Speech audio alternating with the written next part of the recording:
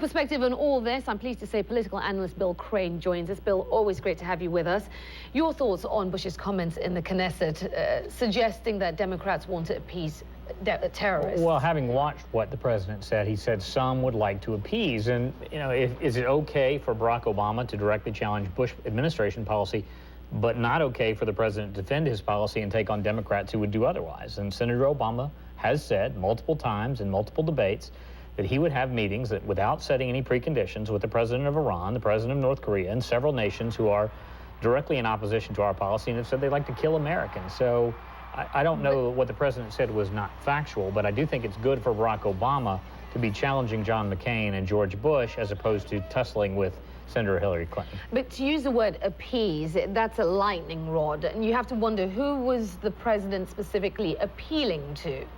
Well, the Republican Party knows that to win in the fall, they've got to create fear. And they've got to make people believe that as far as foreign policy goes and defending the United States, the Democratic Party will be soft and dovish and will meet with our enemies. So that's why you use words like appease. And the president has indicated he's going to be actively campaigning for John McCain and the GOP. So it's not a surprise. In fact, I'm kind of surprised it's taken this long for the president to make any reference to the fact that there is an election that's occurring in the fall. You say you were pleased to see Obama tussling with the other side, as it were. How do you think he did? How effective was his response? Well, it again puts him in the field. Basically, the Democrats have been fighting amongst themselves now for the better part of the last 18 months and not looking to the fall election. And I think engaging John McCain and taking on George Bush is what Democrats want to do. They don't want to run against each other.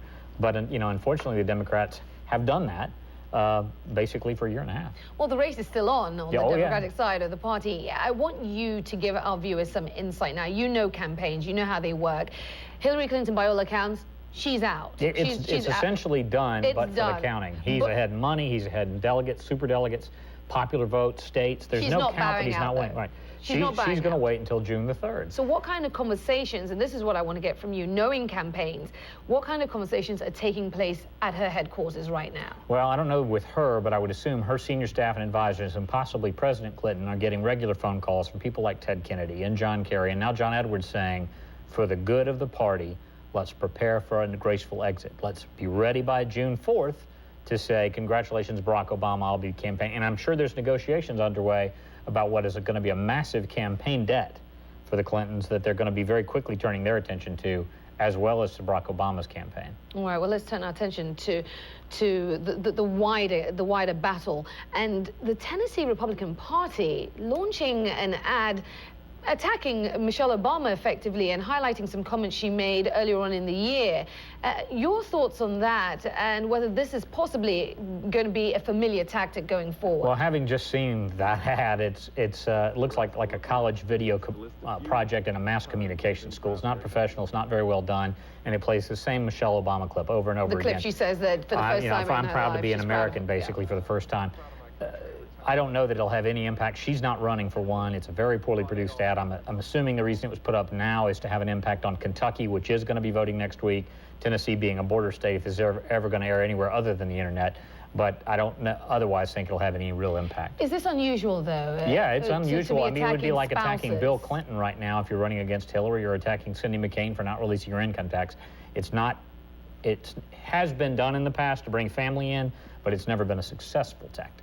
And do you think, though, seeing it start so early, even if it is rather poorly executed, in your opinion, do you think we'll see more of that if Barack Obama, it does indeed tie this thing up? I certainly hope that's not the tenor and tone we're going to take on early in the campaign. If it's going to be that divisive and that bitter early and personal and attacking family members, then it's going to be a very long and bloody campaign with, I think, low voter turnout. All right. Final question. John McCain laying out his vision for the state of affairs at the end of his first term. Some would say bold, some would say risky. Your thoughts? I thought it was a pretty clever ad, but after watching that, I wondered, is he saying he's only going to run for one term? Because, basically the world is cured by 2013. Well, if that's the case, does he not need a second term?